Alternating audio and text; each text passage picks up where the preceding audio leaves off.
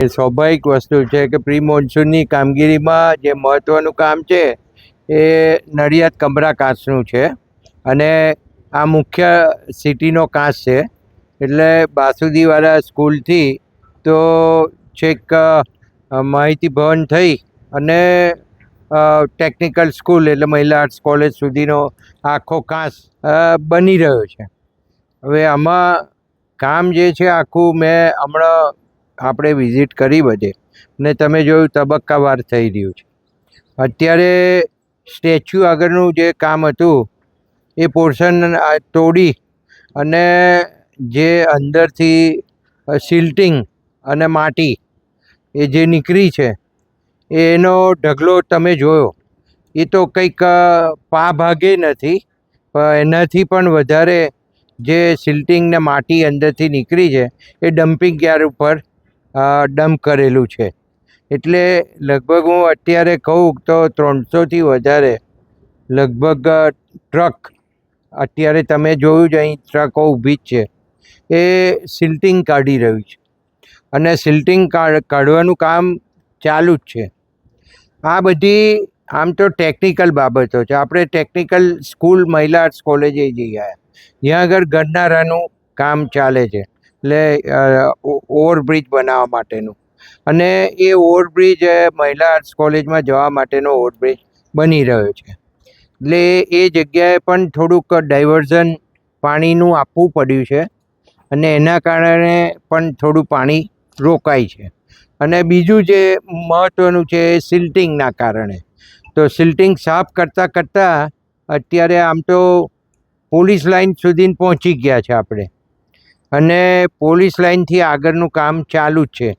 અને એ બધું સાફ કરતાં કરતાં મ્યુનિસિપાલિટીના ગેટ સુધીના આવશે અને ત્યાંથી આગળ સાફ કરતાં કરતાં અહીંયા આપણે જ્યાં ઊભા છે ત્યાં સુધીના આવશે. અને અહીંયાથી ફરીથી એ કામ બીજા મશીનથી ચાલુ થાય છે. આગળ એક મશીન છે, આ બીજું મશીન છે, અને આ બીજું મશીન પણ અહીંથી શરૂ કરશે બહુમારીના પાછળના બિલ્ડિંગના ભાગમાંથી. અને એ આપણું જે સિટી જીમખાના ગ્રાઉન્ડ છે એ ત્યાં થઈ અને માહિતી ભવન આગળનું જે આપણું કપડવન રોડનું અંડરપાસ છે ત્યાં સુધી કામગીરી કરશે. તો આ બધી જ કામગીરી અત્યારે દેખાઈ રહી છે.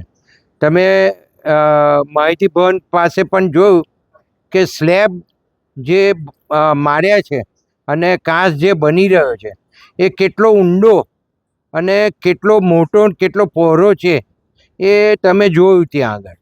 એટલે કોઈ એવું કહે કે કામ નથી થતું તો એ વાત ખોટી છે. કારણ કે આમાં આ કામ એવું છે, આ કામ થોડું અટપટું છે અને અઘરું છે.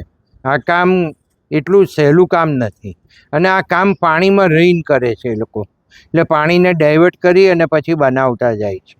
અને આ જે રીતના બની રહ્યો છે તમે જુઓ છો કે આ સિટીની જે મુશ્કેલી છે કે પાણી ભરાય છે એનો નિકાલ ઝડપથી થાય એ કેવી રીતના કરવો એના માટેની છે.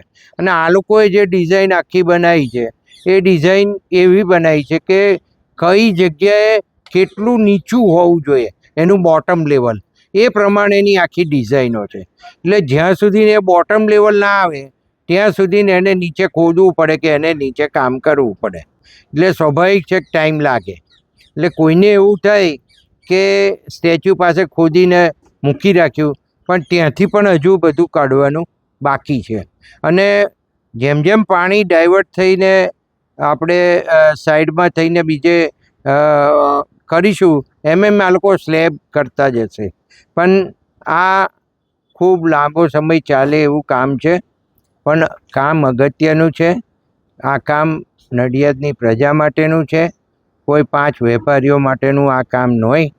કદાચ કોઈ વેપારીઓનો કામ ધંધો આના કારણે બગડતો હશે, અમે ચોક્કસપણે માનીએ છીએ, પણ અમે દિલગીરી વ્યક્ત કરીએ કે આ કામ એટલું જ જરૂરી હતું અને કરાવવું પડે એવું હતું. તમે જોયું કે આપણે દુકાનો જ્યારે તોડી તે વખતે જે વાત થતી હતી તે વખતે જે વાત હતી ને મેં કહ્યું એમ ત્યાંથી લગભગ 150 કરતાં વધારે ટ્રકો એ ખાલી દુકાનના નીચેથી માલ કાઢ્યો.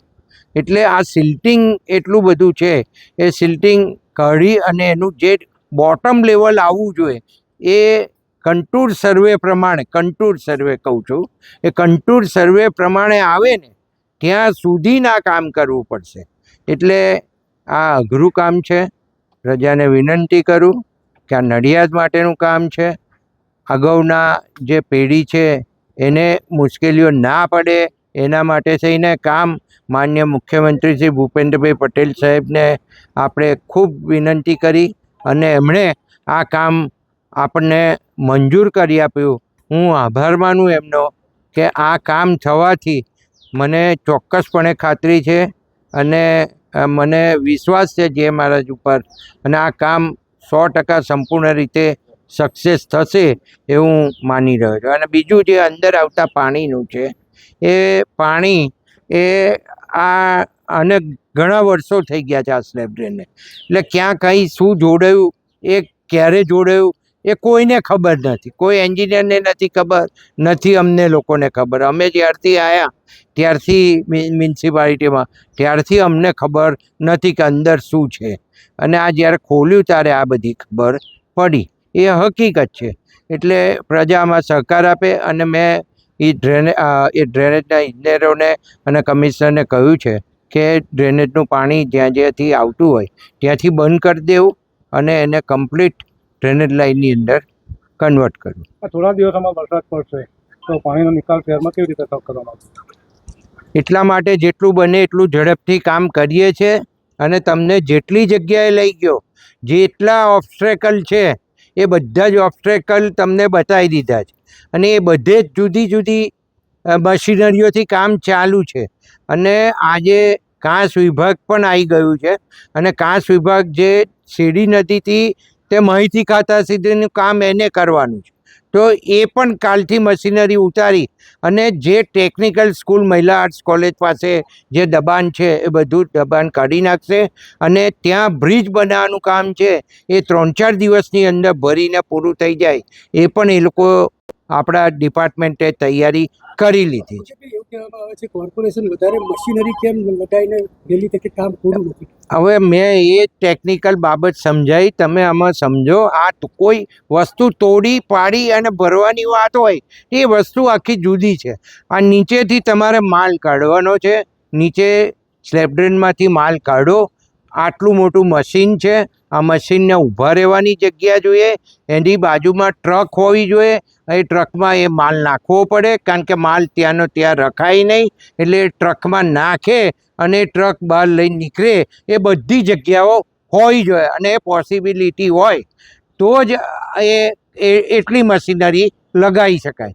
બાકી વધારાની કોઈ મશીનરી અહીં લગાવાતી હોય તો લગાવી જ હોય. આમાં કોઈ પ્રશ્નચિહ્ન હોય જ નહીં. કામ ઝડપથી થાય એના માટેના બધા પ્રયત્નો જ હોય. આ કાસ પૂરો થયે નડિયાદને કેટલા વર્ષો પછી એટલે રાહત થશે? કેટલા વર્ષો સુધી આ રહેશે? આ તો એકદમ લોંગ ટાઈમનું વિઝન છે. અને આ કામગીરી થશે. તમે સમજો કે આ 1960 પહેલાંનો 61નું તો ઉપર સરદાર સાહેબનું સ્ટેચ્યુ મૂકેલું છે. એટલે એ પહેલાંનો કાંસ હશે. એટલે કે અને નડિયાદ સુધરાઈ 1800ની સાલમાં હતી. 1800ની સાલમાં નડિયાદ સુધરાઈ એટલે સૌથી પહેલાં કદાચ અહીંયા ગાયકવાડી સરકારમાં હશે. તો આ નડિયાદ સુધરાઈ એટલે આ કેટલો જૂનો કાંસ હશે એ તો અમને પોતાને પણ ખબર નથી. પણ એ આટલો લાંબો ચાલ્યો તો સ્વાભાવિક છે કે 60-70 વર્ષે એ પણ આ નવો કાંસ બને એ ચાલે એવું આખું આયોજન, એટલું પહોળું અને એટલું ટેકનિકલ બાબતોથી સાઉન્ડ આ ડિઝાઇન બની છે અને કામ થઈ રહ્યું છે. આજે જાતે મુલાકાત લીધી છે તમે સ્થળ ઉપર, કેટલો સમય હજુ લાગી શકે એવું લાગે? આજે મેં મુલાકાત લીધી એવું નથી ભાઈ. હું રોજ અહીં મુલાકાત લેતો જ હોઉં છું અને બધે પર રોજ ફોટા નથી મૂકતો. અને ફોટા પાડીને સસ્તી લોકપ્રિયતા લેવાનો કોઈ એ નથી. અને વાત રહી સમયની, તો સમય તો ફરી હું તમને કહું કે ખોદ્યું ત્યારે ખબર પડી કે આટલું બધું નીકળ્યું. એટલે સમય આમાં નક્કી થઈ શકે એવો નથી.